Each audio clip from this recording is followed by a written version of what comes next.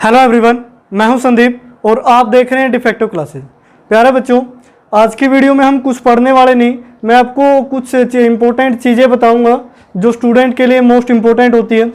अब यहाँ देखिए, जैसा कि आप बोर्ड पे देख पा रहे हैं, यहाँ पे एनसीईआरटी मैथ्स क्लास 10 का सिलेबस लिखा है, जितने भी चैप्टर हैं मैथ्स के। उसके बाद देखिए एलिमेंट मैथ्स का सिलेबस लिखा है, यानी कि जितने भी चैप्टर है। अगर आप एनसीईआरटी मैथ्स भी पढ़ते हो तब भी कोई इफेक्ट नहीं पड़ेगा, चैप्टर वही है, कंसेप्ट वही है।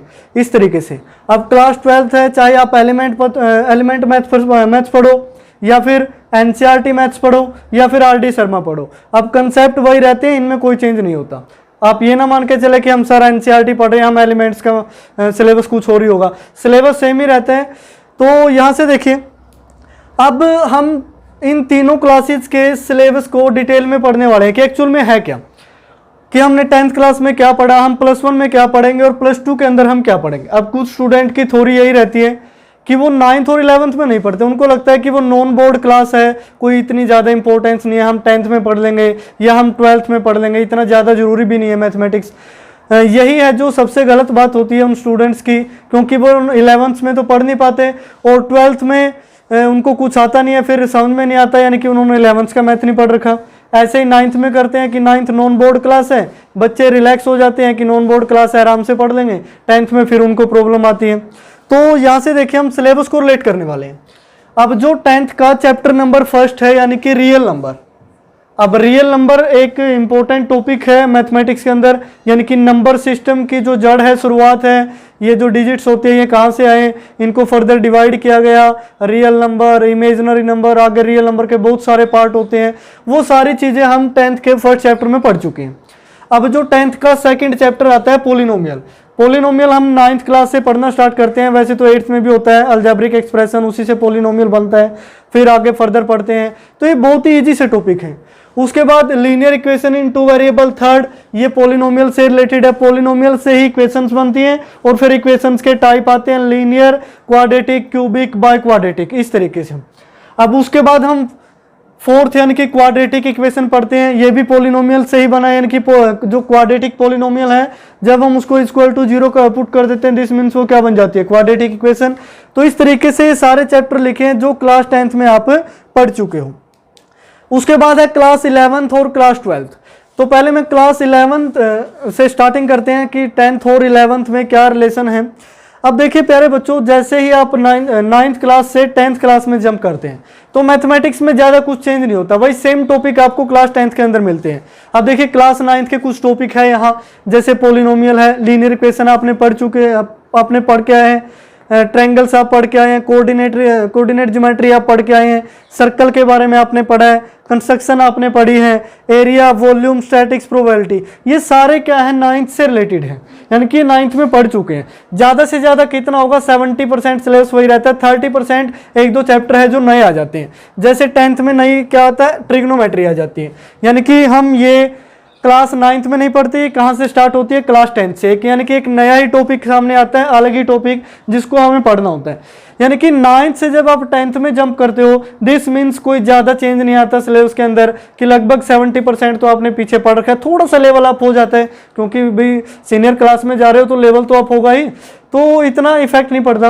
लेकिन जैसे ही आप 10th से 11th क्लास के सिलेबस पे, यानी कि 11th क्लास में जंप करते हैं, तो सिलेबस में एक नया मोड आता है, यानी कि एक अलग ही चीज़ें हमें देखने को मिलती है। कुछ ही चीज़ें ऐसी है जो 10th के सिलेबस से रिलेटेड है, लेकिन ज़्यादातर चीज़ें हम नया पढ़ते हैं, नया टॉपिक पढ़ते हैं। अब देखिए, जैसे इसकी बात कर लेते हैं, सेट्स की, sets and relation and function, ये दोनों चैप्टर हमें एक साथ पढ़ने होते हैं, दोनों एक दूसरे से लिंक है, कनेक्ट हैं, यानी कि अगर आप सेट्स पढ़ पाते हैं तभी आप रिलेशन एंड फंक्शन पढ़ पाएंगे, अदरवाइज आपको कुछ भी समझ में नहीं आने वाला।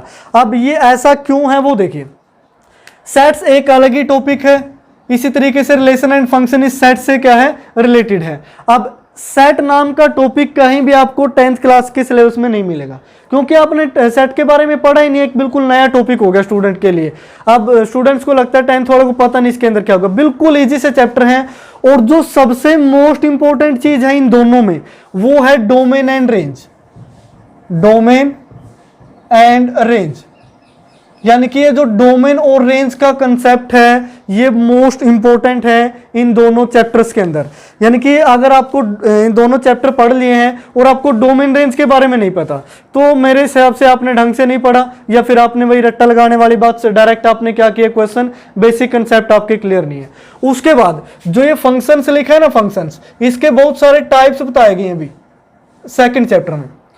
जैसे मैं कुछ एग्जांपल देता हूं, constant function, polynomial function, linear function, identity function, modulus function, greatest integer function, algebra of function भी है। ये सारा मोस्ट इंपॉर्टेंट है किसके लिए, क्लास 12th के लिए। अब क्लास 12th में जब आप रिलेशन एंड फंक्शन पढ़ेंगे तो वहां इन दोनों चैप्टर के बेसिक कंसेप्ट का यूज होगा। रिलेशन एंड फंक्शन यानी कि क्लास 11th के पहले 2 चैप्टर पढ़ लीजिए, वो किससे लिंक हो गए, यानी कि क्लास 12th का वो वहां जाके फर्स्ट चैप्टर बन जाता है। बस आप इतना मान के चलिए, यानी कि ये बेसिक है, डोमेन, रेंज, फंक्शंस के टाइप, वो सारे हम रिलेशन एंड फंक्शन में पढ़ेंगे। उसके बाद जो सेकंड चैप्टर आता है भी, inverse trigonometry function, inverse trigonometry function. अब क्लास 12th के हिसाब से बात की जाए तो आपने फर्स्ट और सेकंड चैप्टर एक साथ पढ़ने होते हैं। क्लास 11th में फर्स्ट और सेकंड आपने एक साथ ही पढ़ने होते हैं। इसी तरह यहाँ पे फर्स्ट और सेकंड, ये अलग ही टॉपिक आ गया, इनवर्स ट्रिग्नोमेट्रिक फंक्शन। लेकिन इनवर्स तभी आपको समझ में आएगा जब आप रिलेशन एंड फंक्शन पढ़ चुके होंगे, क्योंकि इसमें हमें फंक्शंस का इनवर्स निकालना सिखाया जाता है। अब हमें यही नहीं पता होगा कि इनवर्स क्या है, तो इनवर्स ट्रिग्नोमेट्री फंक्शन हम कैसे पढ़ेंगे, तो इस तरीके से। उसके बाद देखिए, जो क्लास 11th का चैप्टर नंबर 3 है, चैप्टर नंबर 3 क्लास 11th, ये मान के चलिए भी क्लास 11th के मैथ्स का सबसे इंपॉर्टेंट चैप्टर है। ये नहीं आया, दिस मीन्स आपको कोई बेनिफिट नहीं होगा क्लास 11th के मैथ्स को पढ़ने का। बाकी टॉपिक आसान है, इतनी मुश्किल नहीं है। Trigonometry is the most important topic in mathematics, ये ध्यान रखें। क्लास 10th से स्टार्ट हो जाती है, यानी कि 11th की ट्रिग्नोमेट्री समझने के लिए आपको क्लास 10th के ये जो दोनों चैप्टर है ना, इंट्रोडक्शन ऑफ ट्रिग्नोमेट्री, यानी कि हमें ये बताया जाता है कि ट्रिग्नोमेट्री होती क्या है, ये क्यों आई, हम क्यों पढ़ रहे हैं इसको, ये सारी चीजें, इनके आंसर आपको 10th के चैप्टर नंबर 8 में मिलेंगे। 9th में उसका यूज है, यानी कि एक एक्सरसाइज है, छोटा मोटा यूज हमें बताया गया। राइट एंगल ट्रायंगल की बात है, सिर्फ राइट एंगल ट्रायंगल में ट्रिग्नोमेट्री का यूज क्या है वो हमें 9th चैप्टर में बताया गया। लेकिन जो 3rd चैप्टर है एलिमेंट्स मैथ क्लास 11th का, उसमें ट्रिग्नोमेट्री की भरमार है, यानी कि बहुत से कंसेप्ट हैं ट्रिग्नोमेट्री के, बहुत ही फैली हुई है। तो जो 3rd चैप्टर है वो मोस्ट इंपॉर्टेंट हो जाता है आपके लिए। उसके बाद जैसे ये जो 4th चैप्टर है, ये इतना खास इंपॉर्टेंट नहीं है, यानी कि प्रिंसिपल ऑफ मैथमेटिकल इंडक्शन, एक ही एक्सरसाइज है, इसके कंसेप्ट बस ये मान के चलिए कि लगभग ना के बराबर हैं, यानी कि 4-5% ही यूज होंगे। प्लस 2 में तो इसका कोई यूज ही नहीं है। ये बात अलग है कि कोई एक आध क्वेश्चन आ गया कि 15 चैप्टर में से 2 क्वेश्चनों में ये पीएमआई यूज हो गया, वो एक अलग ही चीज है, वो मैट्रिक्स के अंदर होगा। लेकिन ज्यादातर देखा जाता है कि जो टीचर्स हैं या जो प्राइवेट इंस्टीट्यूट में पढ़ाते हैं वो इसको स्किप ही कर देते हैं कि भाई इसको ना पढ़ो आप, ये काम का नहीं है। लेकिन हो सकता है कि 11th के अंदर काम का ना हो सकता है कि कॉम्पिटिटिव एग्जाम में इससे रिलेटेड कोई क्वेश्चन पूछ लिया जाए, हो सकता है कि 12th में कोई एक आध क्वेश्चन ऐसा आ जाए कि जिसमें इसका प्रिंसिपल ऑफ मैथमेटिकल इंडक्शन का यूज हो। यानी कि अगर आपने इसको छोड़ दिया, दिस मीन्स एक जो टॉपिक है उसकी नॉलेज आपकी कम हो गई, यानी कि यहां से आपको मैथमेटिकल इंडक्शन का पत्ता साफ, आपको कुछ भी नहीं पता उसके बारे में। तो प्लीज नॉलेज के लिए तो पढ़िए, हो सकता है कि आपके सिलेबस से हटा दिया गया हो, लेकिन हम नंबर लाने के लिए थोड़े ना पढ़ रहे हैं, हम नॉलेज के लिए पढ़ रहे हैं। जब नॉलेज होगी तो नंबर अपने आप आ जाएंगे, अगर नंबर होंगे तो नॉलेज जरूरी थोड़ी ना उसके पास नॉलेज हो जिसके नंबर आते हैं। तो इन चीजों का आप थोड़ा ध्यान रखें, नंबर के पीछे मत भागो। जब बेसिक नॉलेज होगी हर एक कंसेप्ट की, दिस मीन्स नंबर अपने आप आएंगे। उसके बाद है कॉम्प्लेक्स नंबर। अब देखिए कॉम्प्लेक्स नंबर क्या है कि आपको जो क्लास 10th के अंदर है, ये जो क्वाड्रेटिक इक्वेशन नाम का चैप्टर है, ये इसका डायरेक्ट लिंक है कॉम्प्लेक्स नंबर के साथ। यानी कि जिसको क्वाड्रेटिक इक्वेशन अच्छी तरीके से समझ में आ चुका है क्लास 10th में, वो कॉम्प्लेक्स नंबर को कर लेगा, क्योंकि कॉम्प्लेक्स नंबर ही क्वाड्रेटिक इक्वेशन से जुड़ा हुआ। चैप्टर का नेम ही है complex number and quadratic equation. आपने देखा होगा कि जैसे √4 है, आप इजिली इसकी वैल्यू निकाल लेते हैं, +-2 निकाल लेते हैं ना। लेकिन अगर मैं ऐसा ही पूछूं कि -4 का √2 बता दीजिए भी, अगर आप +2 बोलोगे तो भी गलत, -2 बोलोगे तो भी गलत। यानी कि +2 का स्क्वायर भी 4 होता है, -2 का स्क्वायर भी 4 होता है। अब नेगेटिव वैल्यूज का √, हम कैसे फाइंड आउट करते हैं, उनको हम क्या बोलते हैं, कॉम्प्लेक्स नंबर, जो इसके बारे में काफी डिटेल में लिखा है इसमें। उसके बाद देखिए लीनियर इनइक्वालिटीज, ये जो चैप्टर है क्लास 11th का सबसे ईजीएस्ट चैप्टर माना गया, सबसे ईजी, ये मान के चलिए बस ये तो यूं हो जाएगा। 5-6 एक्सरसाइज बिल्कुल इजी सा चैप्टर है। और जो ये है लीनियर इनइक्वालिटीज, इसका डायरेक्ट लिंक है क्लास 12 के चैप्टर नंबर 14 के साथ। और क्लास 12 में जो चैप्टर नंबर 14 है उसमें से एक 6 मार्क्स का क्वेश्चन है जो वो 100% आता है, ये ध्यान रखें। 100% हर एक एग्जाम में आया है। तो ये मान के चलिए जो क्लास 12 के 6 मार्क हैं वो आपके 11th के 6 चैप्टर में पढ़े हैं भी। अगर आप इसको पढ़ पाएंगे तो क्लास 12 का भी आपका 6 नंबर का काम हो गया, ये मान के चले हम। उसके बाद देखिए परमुटेशन एंड कॉम्बिनेशन के जो परमुटेशन और कॉम्बिनेशन होता क्या है, इसमें इस टाइप के वर्ड आते हैं कि 4 डिजिट है 1 2 3 4, कितने तरीके से अरेंज कर सकते हैं, यानी कि परमुटेशन, अरेंजमेंट, कॉम्बिनेशन, सिलेक्शन।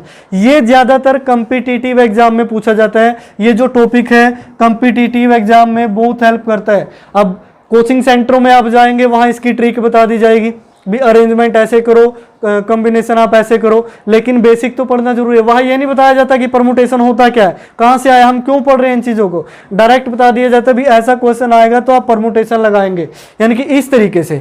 तो जो बेस है, जो जड़ है इस चैप्टर की, वो क्लास 11th है। और मेरा मानना ये है कि अगर आप 9th से 12th तक के मैथ को अच्छी तरीके से क्लियर कर लेते हैं तो कोई भी कॉम्पिटिटिव एग्जाम हो आप आराम से उसको क्रैक कर सकते हैं। खासकर मैथ्स का जो भी पोर्शन होता है, मेरे हिसाब से +2 तक का ही मैथ आता है लगभग मैक्सिमम एग्जाम्स में। अब कुछ ऐसे एग्जाम है जिसमें ग्रेजुएशन के मैथ से रिलेटेड क्वेश्चन पूछे जाते हैं, वो भी मैं आपको बताऊंगा नेक्स्ट वीडियोस में। तो फिलहाल हम क्या कर रहे हैं, 12th तक के सिलेबस की बात कर रहे हैं, जो इंपॉर्टेंट टॉपिक है नेक्स्ट क्लास के लिए या कॉम्पिटिटिव एग्जाम के लिए। जो ये 7 चैप्टर है इसका क्लास 12th में कोई भी काम नहीं है अभी, 11th का, यानी कि जो 7 चैप्टर है उसका क्लास 12th में कोई भी काम नहीं है। सिर्फ आपको कॉम्पिटिटिव एग्जाम में हेल्प करेगा। अगर आप कोई हरियाणा का एग्जाम देते हैं, सेंटर का एग्जाम देते हैं, कहीं भी एग्जाम देते हैं तो वहां पे। उसके बाद ऐसे ही क्या है, बायनोमियल थ्योरम है भी। बायनोमियल थ्योरम का concept same permutation and combination जैसा है, ये भी आपको कॉम्पिटिटिव एग्जाम में हेल्प करता है। क्लास 12th में इसका कोई काम नहीं है, हो सकता है कि 1-2 क्वेश्चन में यूज हो लेकिन ज्यादा नहीं है, इस तरीके से। उसके बाद आता है सीक्वेंस एंड सीरीज। अब ये काफी लेंथी चैप्टर है भी, बहुत ही लेंथी चैप्टर है क्लास 11th का।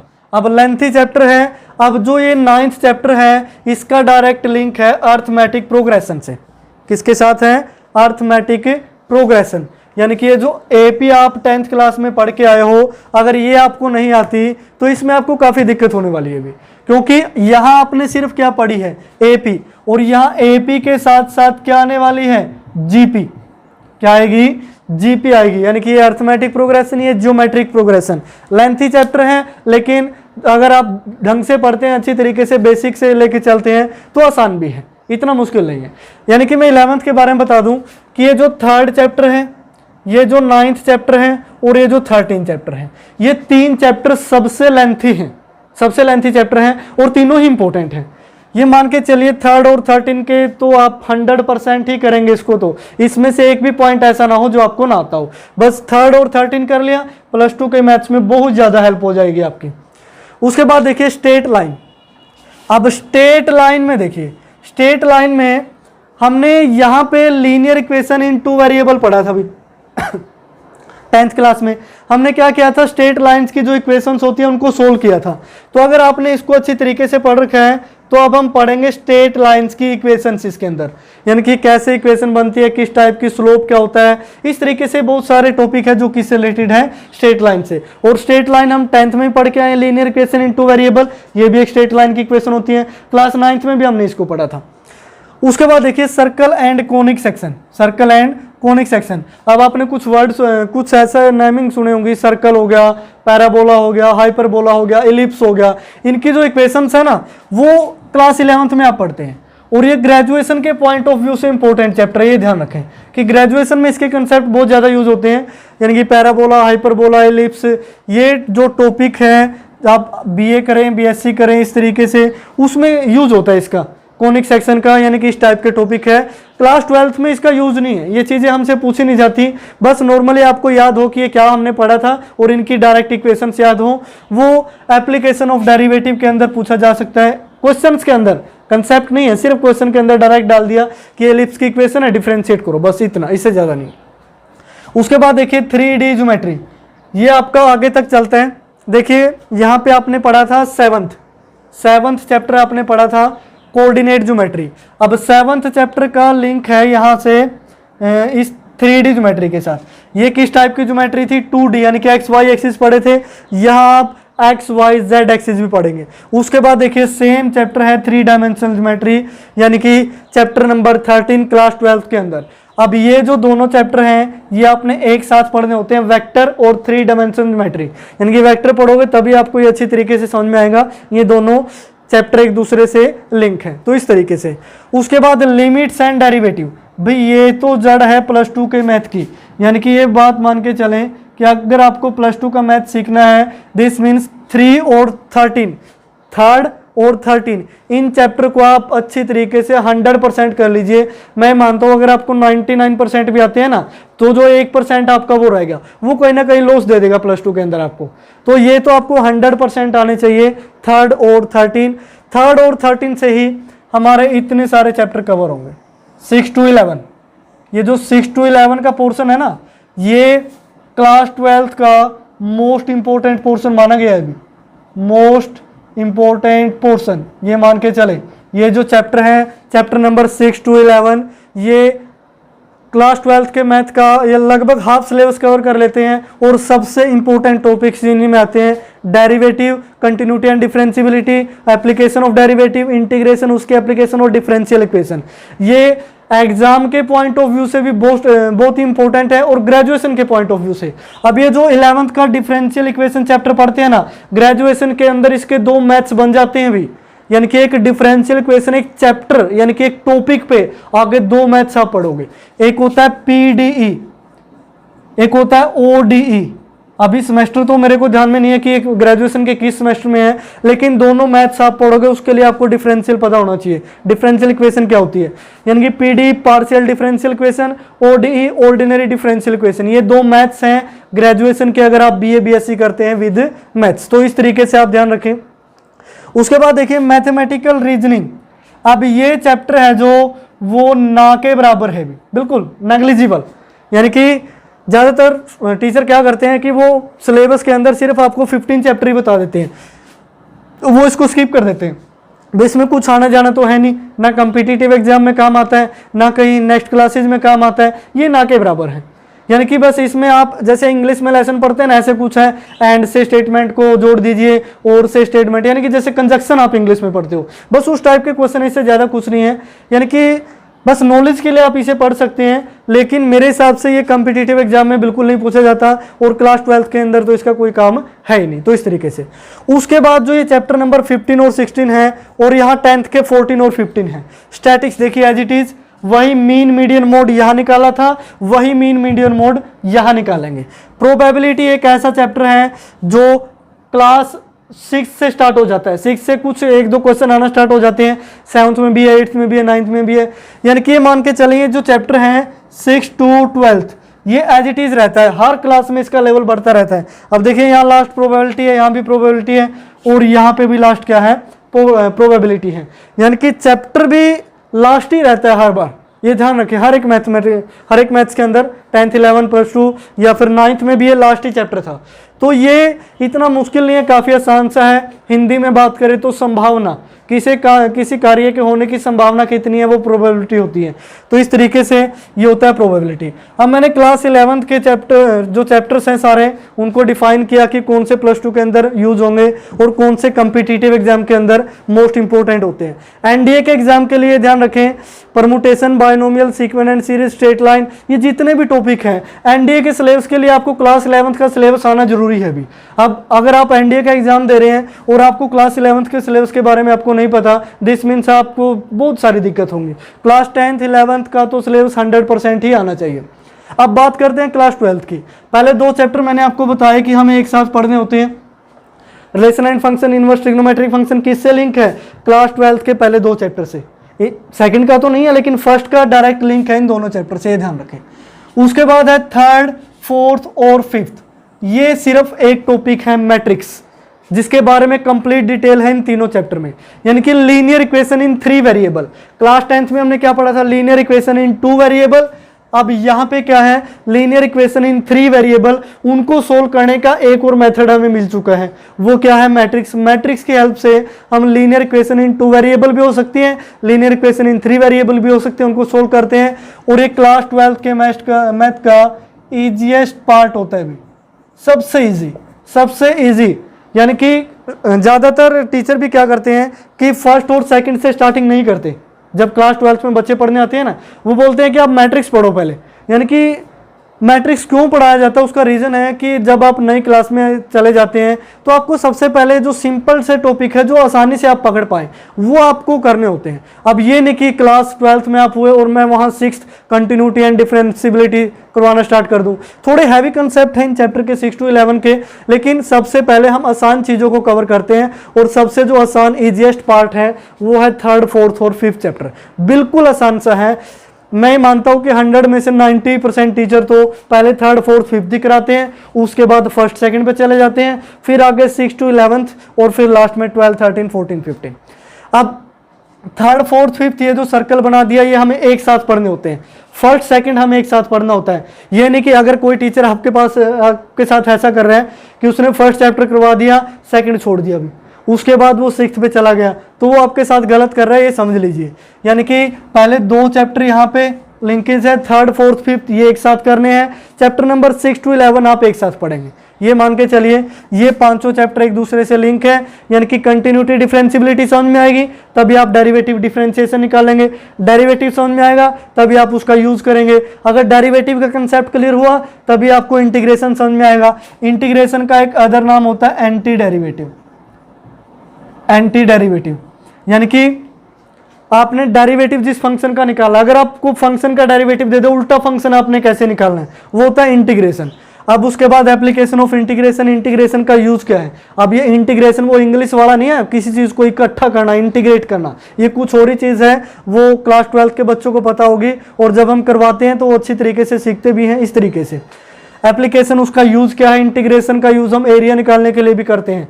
अब वो एरिया इस टाइप से देखिए कि मान के चले, अब बोर्ड पे जगह कम है तो यही देख लीजिए कि ये 2 कर्व हैं। अब आपको एरिया के फॉर्मूले किसके लिए पता है? ट्रायंगल के लिए पता है, क्वाड्रिलेटरल के लिए पता है, या कोई स्पेसिफिक फिगर है उसके लिए आपको एरिया पता है। अब इसका एरिया बताइए कैसे निकालेंगे? कौन सा फिगर बन रहा है भी? ये तो एक लेंस टाइप का होगा ना, कन्वेक्स लेंस बनता है जो साइंस के अंदर।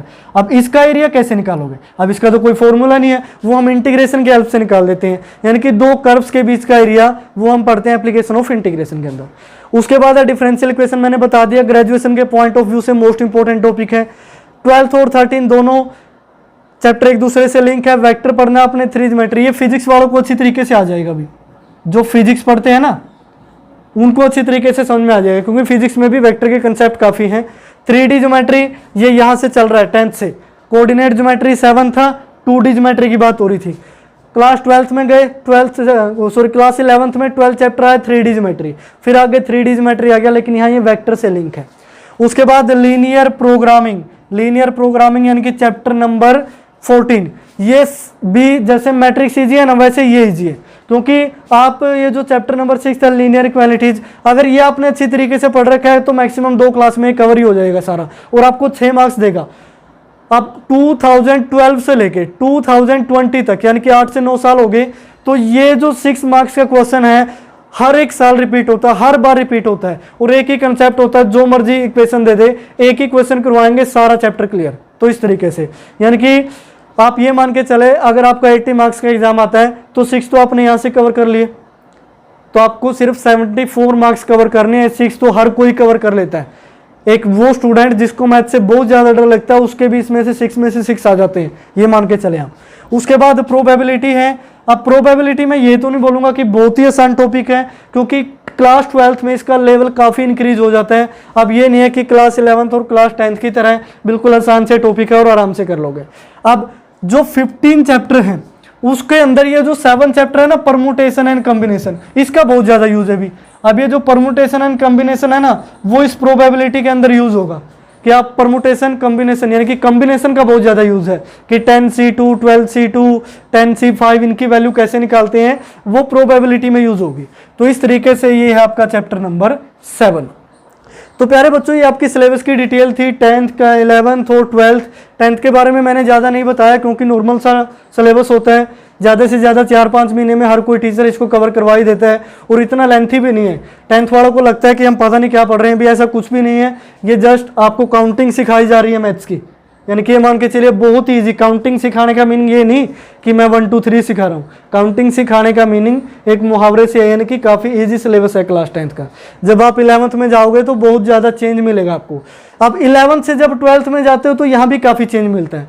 अब जब 12th से आप ग्रेजुएशन में एंट्री लेते हो तो वहाँ जैसे आपने 10th से 11 में चेंज देखा ना, इससे डबल चेंज वहाँ मिलता है। आपको लगता है कि हम पीछे वाले टॉपिक तो वैसे ही पढ़ के आए, यानी कि इसमें तो कुछ और ही चल रहा है, कुछ और ही नहीं चल रहा। वो 6 से 11 के चैप्टर है ना जो, उनका काफ़ी यूज होता है वहाँ। वैसे तो सारे टॉपिक यूज होंगे। अब मैट्रिक्स भी है, मैट्रिक्स भी है, अलजेब्रा नाम का एक मैथ है, उसमें जो ग्रेजुएशन में है आप मैट्रिक्स के बारे में बहुत पढ़ोगे। होमोजीनियस मैट्रिक्स, हेटेरोजीनियस मैट्रिक्स, ये इस टाइप के बहुत सारे टॉपिक है। अब सारे तो मैं बता भी नहीं सकता, वीडियो काफ़ी लंबी हो जाएगी। तो इस तरीके से यानी कि ग्रेजुएशन के पॉइंट ऑफ व्यू से भी मोस्ट इंपॉर्टेंट है। और जो बच्चे कम्पिटिटिव एग्जाम की तैयारी कर रहे हैं तो वो खासकर इन टॉपिक पे फोकस करें। क्लास 10th, 11th और 12th और 9th को भी कंसीडर कर लीजिए। यानी कि अगर आप 9th से 12th के मैथ्स को इस तरीके से बेसिक कंसेप्ट के साथ अच्छी तरीके से पढ़ लेते हैं तो कम्पिटिटिव कोई भी एग्जाम हो आपको कहीं भी कोई भी दिक्कत नहीं आएगी। ये मेरा आपसे वादा है। आप जो भी कोचिंग इंस्टीट्यूट आपने ज्वाइन कर रखा है वो भी आपको यही टॉपिक पढ़ाएंगे भी। बस वहाँ क्या होता है, अब देखिए स्कूलिंग में और एक कोचिंग इंस्टीट्यूट और कॉलेज में क्या डिफरेंस होता है। कॉलेज में तो हम बिल्कुल एडवांस लेवल पढ़ते हैं मैथ्स के अंदर, वहाँ ये नहीं होता कि ऑप्शनल क्वेश्चन है, यानी कि बहुत लेंथी थ्योरेटिकल पोर्शन पर हम ज़्यादा पढ़ते हैं। अब स्कूल में क्या होता है, हम नॉर्मल बेसिक चीज़ें पढ़ते हैं, बिल्कुल जड़ से। कोई भी टॉपिक हो उसको बिल्कुल जड़ से उठाते हैं और उसकी डिटेल्स हम पढ़ते हैं। अब कॉलेज में क्या आते हैं कि इतनी लेंथी थ्योरी होती है कि हमें बेसिक पढ़ने के लिए टाइम ही नहीं होता, क्योंकि बेसिक हम क्लास 12 तक पढ़ चुके हैं। आगे क्या है कि ये सारे कंसेप्ट हमें आते हैं, ऊपर ऊपर से हमें पढ़ने इनको, क्योंकि बेसिक हम सारा पढ़ चुके हैं। कम्पिटिटिव एग्जाम एक अलग ही मोड होता है, यानी कि जो कोचिंग सेंटर है वहाँ आपको ट्रिक्स बता दी जाती है। भी प्रोबेबिलिटी का क्वेश्चन आया आप ऐसे लगाएंगे, आपको ये नहीं पता कि वो ट्रिक्स कहाँ से आई। वहाँ कैलकुलेशन को इतना ईजी बना दिया जाता है कि आपको 1 से लेके 1000 तक के स्क्वायर आप मिनटों में निकाल सकते हैं। मिनटों में क्या, आप कुछ सेकंड के अंदर ही सोल्व कर देते हैं। यानी कि अगर मैं आपसे ये बोलूं कि आप अगर 1 to 100 के स्क्वायर याद कर लें तो आप कितने टाइम में याद करेंगे। यानी कि इम्पॉसिबल हो गया एक किस्म का कि 100 तक के स्क्वायर क्यों याद करें सर, इससे तो अच्छा कैलकुलेट कर लेंगे। लेकिन कोचिंग सेंटर्स के अंदर यहाँ ऐसी ट्रिक्स बता दी जाती है कि 1 to 100 के स्क्वायर आप 5 सेकंड के अंदर निकाल देते हैं। आप देखिए 25 तक के स्क्वायर तो हर किसी को याद होते हैं। अब मैं 25 से 100 तक की आपको एक ही ट्रिक बता देता हूं, यानी कि एक ही ट्रिक बता सकता हूं कि जिससे आप 25 से लेकर 100 तक के स्क्वायर मात्र 5 सेकंड में आप निकाल पाएंगे। 5 to 10 सेकंड ज़्यादा से ज़्यादा, यानी कि किसी की कैलकुलेशन वीक है तो वो 10 सेकंड ले लेगा, वरना 5 सेकंड में आपका आंसर क्लियर। अगर मैं बोल रहा हूँ कि 35 का स्क्वायर बताइए, अब आप कुछ स्टूडेंट कैलकुलेशन करने लग गए कि 35 का स्क्वायर, लेकिन 1 2 to 5 होता है, यानी कि बेसिक सी चीज़ें होती हैं। वो भी कम्पिटिटिव की वीडियो भी अगर आप चाहते हैं कि मैं डालूं किसी टॉपिक के ऊपर या कैलकुलेशन के ऊपर, तो आप नीचे कमेंट बॉक्स में लिख सकते हैं कि जो बच्चे पढ़ना चाहते हैं उन तक वो वीडियो पहुँचे। आप जो भी कमेंट करते हैं मैं हर एक कमेंट देखता हूं और हर एक बच्चों को रिप्लाई भी करता हूं, जैसा भी जब भी पॉसिबल होता है। अब ये तो है नहीं आपने कमेंट किया कि 1 मिनट के अंदर रिप्लाई आना चाहिए। जब भी मैं उस मैसेज को देखता हूं तो रिप्लाई आपको 100% मिलता है। आपकी जो भी प्रॉब्लम होती है उसको सोल्व किया जाता है। आज तक मैंने जितनी भी वीडियो डाली है 150 के करीब 150 वीडियो डाल चुकी है इस चैनल के अंदर, तो उस पर कोई भी ऐसा मैसेज नहीं है जिसका मैंने रिप्लाई नहीं किया हो, या फिर कोई भी स्टूडेंट ऐसा नहीं है जिसकी प्रॉब्लम को मैंने सोल्व ना किया हो। तो प्लीज़ आप कमेंट बॉक्स में लिखा करें। अब ये आपकी डिमांड थी कि आप सिलेबस को लिंक कर दीजिए, तो मैंने सिलेबस को लिंक करके आपको बता दिया। अब ये सारा सिलेबस आपने पढ़ना है अच्छी तरीके से और मन लगाकर पढ़े, तभी आप हर एक एग्जाम को क्रैक कर सकते हैं, चाहे वो स्कूल का एग्जाम हो, कॉलेज का हो या फिर कॉम्पिटिटिव हो। तो प्यारे बच्चों, आज की वीडियो में फिलहाल इतना ही। देखते रहिए डिफेक्टो क्लासेस।